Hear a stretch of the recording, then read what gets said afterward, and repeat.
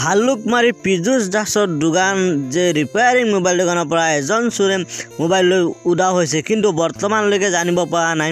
কিন্তু গোটেই ভিডিঅ'টো CCTVত বন্দী। এই ভিডিঅ'টো যিমান সকলে চাব বা যিসকলে চাব, যাৰ হাতত ভিডিঅ'টো পৰিব, আপোনালোকে যিমান পাৰে শ্বেয়াৰ কৰিব, যাতে অতি সোনকালে চোৰটো আমি চিনাক্ত কৰিব পাৰোঁ বা চোৰটো ধৰিব পাৰোঁ।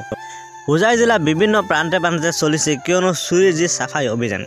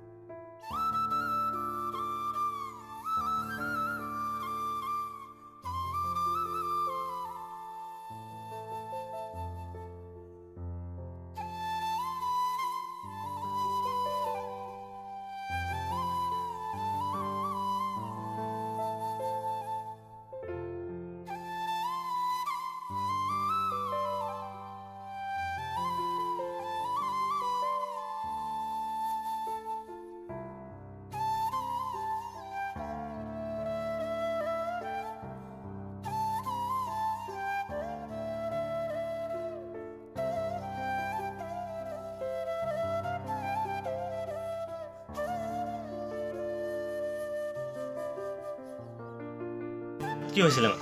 কালি দোকানত চুৰি এটা ল'ৰা আহিছিল, আহি পেলাই এটা সৰু মোবাইল দি কৈছে যে মোৰ ষ্টাফ আছিল দোকানত, মই নাছিলোঁ। টাইম আপোনাৰ হ'ব 11:55 তেনেকৈ হ'ব, কিন্তু এটা সৰু মোবাইল লৈ আহিছে, ঠিক কৰিব লাগে। সেই ঠিক কৰিব দিছে ষ্টাফজনক। সি পিছত কাম কৰি আছে আৰু ইয়াত থিয় হৈ পেলাই এটা বেলেগ কাষ্টমাৰৰ মোবাইল আছিল ইয়াত বনোৱা, সেইটো লৈ গৈছে, চুৰি কৰি লৈ গৈছে। মোবাইলটো অনুমানিক কিমান দামৰ হ'ব? দাম মোটামুটি 10+ হ'ব, 10,000+ হ'ব।